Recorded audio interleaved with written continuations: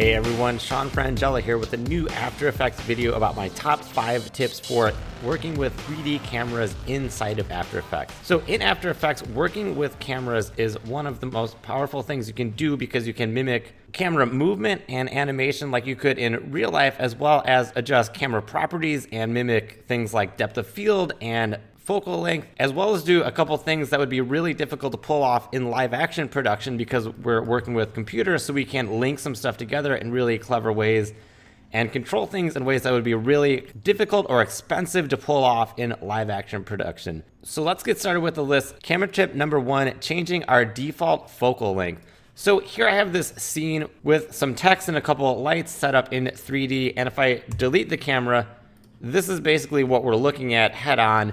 And if I create a new camera by going to Layer, New Camera, or pressing Shift Command Option C, basically all the buttons you can think of and see, the default focal length is 50 millimeters, and if I put that in my scene, everything looks the same. And that's fine for just doing kind of camera animation. But if we work that the same way we can with real cameras, we can change what our image looks like and distort and bend the perspective. And what I mean by that is, say that this is our normal 50 millimeter. So the world is gonna look accurately displayed as it would without a camera. If I go to camera settings, I can still change this, and these presets mimic lenses of real cameras. So if I go to something really small, it's gonna look like I moved away, but I'm actually getting kind of a fisheye look, and I can swing around in front of my text and really see that this small focal length, so right now we're on 15, is impacting how our image looks and how the space is displayed. And even though we only have 2D layers in After Effects in this case, it can really go a long way with creating some interesting images. And on the other end, if it was something like a 200 millimeter lens, then we're mimicking a telephoto lens, so it's gonna look like it's punched in. And even though the camera is way over here, if I pan out by using C, which are these tools, or I can click through the camera tools with C, we can see that even though those layers are in the back and further back in space, so here's my text layers here, it looks compressed. So what I typically like to do with 2D motion graphics is, if I want them to look big and heroic, I go with something like a 15 millimeter lens, and then we get this cool distortion fisheye look, which can be really nice for motion graphics and make them look really big and text look really heroic and nice. Camera tip number 2, controlling rotation with a null object. So in my scene, I'll just reset this and create a new camera. And if we're using a 2-node camera, what this is gonna do, if I press OK, is give us, under transform, a position and point of interest. So where the camera is that we can move and what it's looking at. And if we animate both of those by turning on a keyframe and then go ahead and move the camera around in my viewports, that's going to animate between the camera. So we could create camera motion like this, and that's sometimes a great way to do it. However, a really useful tip is if I just get my camera kind of in my basic point where I want it, so maybe that's my end frame.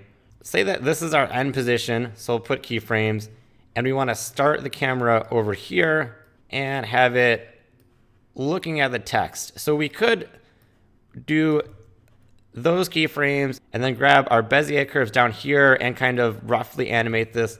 However, a clever thing we can do is, again, I'll just delete these. Rather than that, what we can do is make a null. So I'll go to Layer, New, Null Object, and call this Camera Null. Make it a 3D layer. And since this is sitting at a different point in our scene, if we parent our camera to that camera null, and then I'll press R to get rotation, now we can rotate that camera null around, and it's going to swing our camera exactly around in a circle from this point. And the camera is always going to be looking at this. And to go one step further, this is useful because say we first do this rotation, so I'll turn on keyframes for Y rotation. This is our ending frame. And at the beginning, we'll swing it around so it's at something like 80. That's all nice, and it's gonna be smooth, and we're getting exactly 80 degrees over 2 seconds, so we know that it's exact, and this curve is following exactly. But now that we have that going, to have a little more control rather than animating everything on the camera like I mentioned a minute ago, we have that rotation null going. Now if we animate just the position of the camera, so say it starts out further back and lower to the ground, Now if I keyframe that position and then go to the end, it's keyframing the position from the null. So I'm going to get the rotation independently. And in addition to that, I can have the position changing a bit, and say, to make more of a point, it starts really close and then tracks back. We're going to get that rotation happening, and in addition to that, it's going to track back over the same amount of time. So if I ease both of these in, so I'll just do keyframe assistant, easy ease in.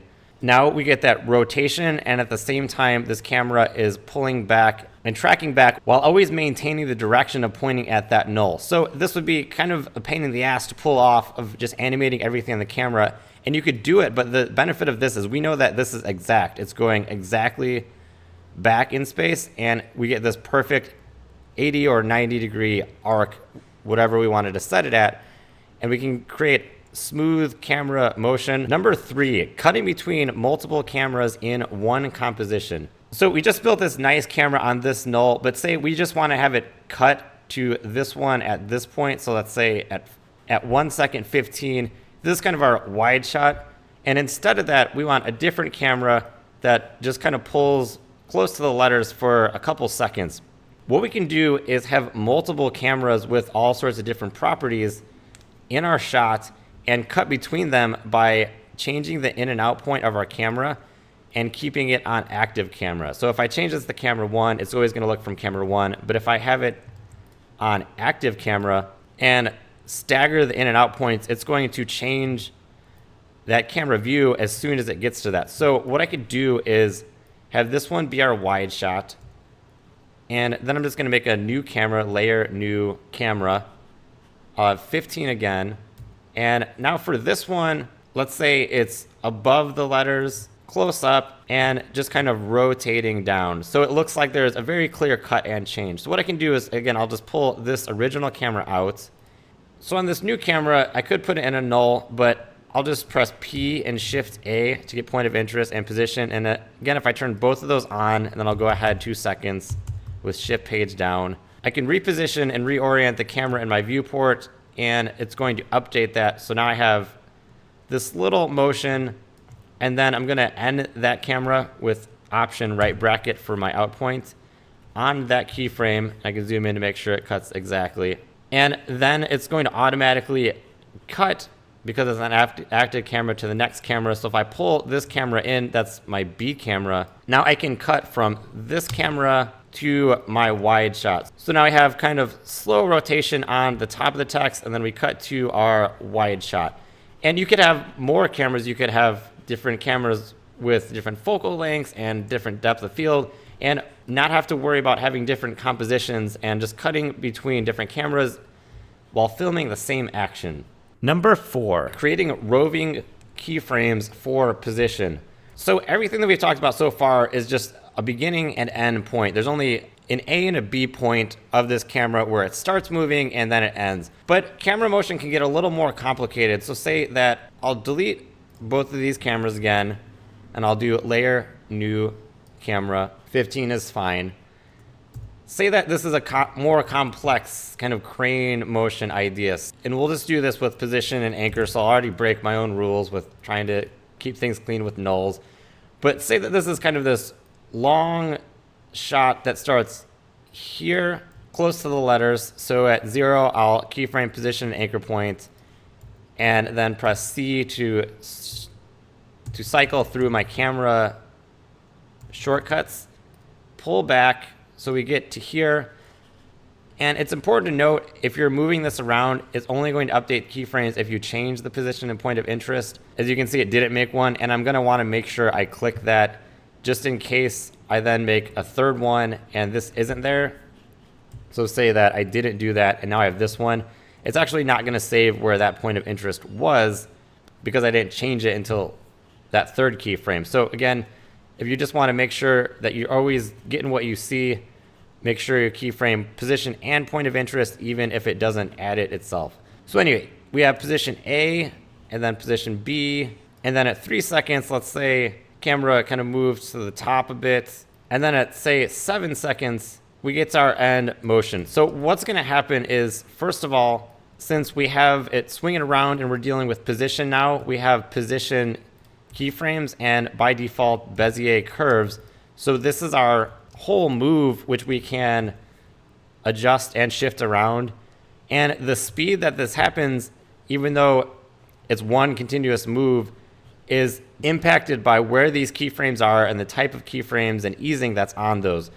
So if I just grab my camera and let's adjust these a little. So there's 4 points, but we really just want it to look like there's a beginning and an end position, and everything in between is going smoothly. And if I wanted the opposite, I can grab my convert vertex tool up here under the pen tool and click those, and it would delete all the curves. But I'll undo that because in this case I want it to be smooth camera motion, and I want the speed to be consistent. So right now, if I smooth out the motion and play this, we can see that our movement is smooth, but it looks kind of bumpy because something's happening weird between here and here. It's not going at a consistent rate of speed. So again, we just want it to look like there's the beginning position A and the end, and the movement and rate of speed is smooth throughout. So if we watch this again, it's going kind of quickly, and then right here when it gets to that keyframe, it kind of slows down, and we don't want that. We want it to look really smooth and cinematic, and then ease into the end. So first let's add this ease in at the end. And now since we have position A, B, C, and D on these keyframes, if we wanted the rate of speed to be consistent, we could try and find that ideal point and kind of shuffle the keyframes around and offset them. But there's this extra little keyframe option for exactly this sort of thing. When we have keyframes with sets of more than 2, and we want the rate of speed to be the same, if we right click, there's rove across time. And what this is gonna do is take the keyframes in between the beginning and end and offset them automatically so the rate of speed is always consistent. So you can see that they change to these circles and kind of move themselves around. So now I still have my position A at the beginning and D at the end, but it's gonna look like it's one smooth continuous thing if I play this. So now since it's offset those, you can see that the speed looks exactly consistent the whole time, because it is, and that's what it's doing. And the nice thing about this is it will auto adjust itself if you make this whole thing shorter or longer. So say that I like this whole animation and I like the position, but I just need the whole thing to happen faster. If I grab the end ones and bring them in, let's say it goes twice as fast. So right now it's 7 seconds, I want it 3.5. You can see that it's going to shift those roving keyframes to automatically adjust them to keep the speed consistent. So now if it's over 3.5 seconds and I play same camera move, but happening over half as much time with these auto adjusted. So it's a really helpful thing if you do want to go beyond just 2 positions and have a more complex camera move, but you're getting kind of tripped up with making it look smooth. And now when we're doing both of these and kind of adjusting time and rate of speed and position, we're getting into spatial and temporal interpolation. So we have where it's moving and the rate of speed. And you can also always adjust and reset these by grabbing keyframes. Let's say I grab all of them, right click keyframe interpolation. Our temporal interpolation, as it says, affects the rate of speed. So our eases and how smooth it's going. And it's just, since we made a bunch of changes, current settings, our spatial is our position. So I mentioned that little trick with resetting it with our convert vertex tool. We could also reset it here. Again, I'll grab all these, right click, keyframe interpolation. And if I just wanted to take off these roving keyframes and kind of have them go back to normal, if I do linear here, it's gonna remove all of my eases. And then on these ones, again, keyframe interpolation, this last one, they're set to rove across time. If we change that to lock to time, it's going to keep where they are, but change that just to regular easing keyframes. And then if I wanted to adjust these back to no eases or anything, I can hold Command and click these and they're back to diamonds. So it can be great when you get all this movement smoothly set up, but if things aren't going how you want it to and you just can't get it to work, it's good to know that you can always reset everything. Number 5, setting and linking depth of field. So here we are back with that same camera motion that we just built, and right now everything is in focus and we're not using depth of field at all. And besides our focal length, which is our millimeters, adjusting an aperture of a camera and playing with our plane of focus and depth of field is one of the most powerful things you can do with a camera as well as CG cameras to control where the eye is focused and what's in focus and out of focus in our shot. So by default, when I make a camera, enable depth of field is off. So I can turn that on here, or if I've already made a camera, on my camera, if I press AA twice, that's going to show my camera properties, and I can turn on depth of field. And how this works in cameras is the lower the f-stop, the more light that's going to be let in, and the smaller the plane of focus will be. But in After Effects, it's the same idea with an aperture, but it works inversely. So in After Effects, the numbers kind of work the opposite of there's this meter of aperture, and essentially the more we turn that up, the tighter the plane of focus is going to be. Elements further away from that plane of focus will be more out of focus.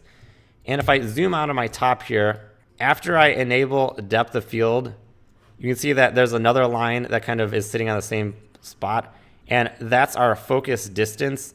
So now if I turn aperture way up, let's say to 200, I can move my focus distance, and that's going to control where that plane of focus is. So this is what you would do in a real camera if you had different elements in a scene and you wanted to adjust the focus over time. You would adjust your focus distance. So say we want this text to be in focus and then it shifts to that one. We could move that by adjusting a focus ring and changing our focus distance. But one great thing about After Effects is since this is computers, we don't have to manually do that. There's a couple tricks when we have depth of field on and we want to control it. We can set it to a layer or link it to a layer, as well as animate it over time using those. And how that works is, let's just say in this first instance, we always wanted this text to be in focus. So the camera is moving around, but this text should always be in focus. If we grab our camera and one other 3D layer, so I'll command click to grab this animation text layer, I can right click and go to camera, and you can see there's link and set. So if I link this, what it's going to do is change focus distance to an expression. And if I twirl this down, it's written this really crazy expression that's saying always keep this object in focus. And if we look close, because our aperture is so high, parts of it are still out of focus. And it's important to note what it's linking isn't necessarily the entire layer. It's always going to be setting that exact point to the anchor point of this layer. So it has to pinpoint an exact pixel to always keep in focus, and it's pulling that from this anchor point. So if our plane of focus is actually tighter than one layer in this case, that's the one point that's always going to be 100% in focus. So now if I scrub through this, we can see that at different points, this is always in focus. And if I were to be moving or animating, say the position of this text around, we can see that this focus distance is automatically going to rewrite itself. But what if we don't want it to always follow one object? What if, say, we have an animation at the end that this starts in focus and then it racks our focus to this object. So this starts 100% in focus and it changes to this. What we can do is I'll just delete this whole expression, and that's going to undo that. The other option is if I grab a camera and command click to grab a layer, was right click camera set, and all this is going to do is change our focus distance but not set an expression on it. So it's just a one-time thing of changing this. So if I did it with the camera and command click and grab motion, right click camera set, it's going to change that focus distance to exactly the anchor point of that layer, but not change it over time. And what's cool is these are all animatable properties. So we can animate our focus distance and use that setting focus distance as a quick way to get a nice rack focus. So if I grab my camera and again, command click and right click camera set, now it's set the focus distance on this back layer. And you can see from the top, it's moved that plane of focus on my camera. Now if I animate focus distance, I'll turn my stopwatch on and just go ahead like 3 seconds. And then again, on my camera and command grab this other layer. So I'm grabbing animation, right click, camera, set. Now it's gonna set the front layer, but because this is a keyframing animating property, it makes a new keyframe, and then I have over time the focus shifting exactly from that back layer to exactly this front layer. And it's not as pronounced right now, but what we can always do is turn up our aperture, and that's going to throw the other elements more out of focus. So we can see this first keyframe, that word's 100% in focus. Everything else is really out of focus. And this last one, this foreground word is in focus. And these are just normal keyframes, so we can even ease in and ease out our shifting focus distance, which is great because if you're thinking about this in a practical camera, that's what you'd want to do. As you're shifting the focus around, you don't want it to look jarring to a viewer when it's done. You want to slowly ease that in. And by default, how it's calculating this focus is so that it renders quickly. It's set on this fast rectangle. And you can see it doesn't really accurately look like what out of focus elements would look like in a camera. What we can do is on this iris shape, change this. So right now it's fast rectangle. If we get to something like hexagon, heptagon, or octagon, it's going to take a lot more render time, but it's going to more accurately calculate that as a camera would. And since these are all moving now, we can have on motion blur on everything also. So there's tip number 6, I guess, but we won't make an extra graphic for it. And then have motion blur and depth of field on. So it is really important to note that motion blur and depth of field are two of the biggest render hits in computing graphics and camera animation, because with motion blur, we're calculating multiple instances of an object to make it blurry. And with depth of field, we're calculating multiple instances of objects to make them out of focus. So these are great things to use at the end, but they are big render hits, and it's something that sometimes you might want to have off while you're working. So if you're working on your camera animation, you don't need depth of field and motion blur on because it's going to really slow it down. But after you have your positions done, then start working on your focus distance and then turn on motion blur for final render. So there's a lot more you could do with cameras. There's many different settings and a lot of other great tips and uses. But with these 5 tips, this should get you started making some great camera animation in After Effects and really make a difference in your workflow by integrating these techniques. And if you're interested in this sort of thing for Cinema 4D, be sure to check out some of the camera videos and series I have on Cinema 4D camera animation, camera properties, camera rigs, and kind of everything you can do with cameras in Cinema 4D. And you can learn this whole thing for a full 3D program. But if you're just looking for tips on After Effects, this should get you a good start and get you making some nice camera animation. And if you want to check out more of my other tutorials, be sure to subscribe on YouTube at youtube.com/Sean Frangella, as well as check out the Facebook page and hit me up on at Sean Frangella if you want to ask questions about CG and 3D animation, request tutorials, and interact in the social network way. As always, thanks for watching, and I will see you at the next video.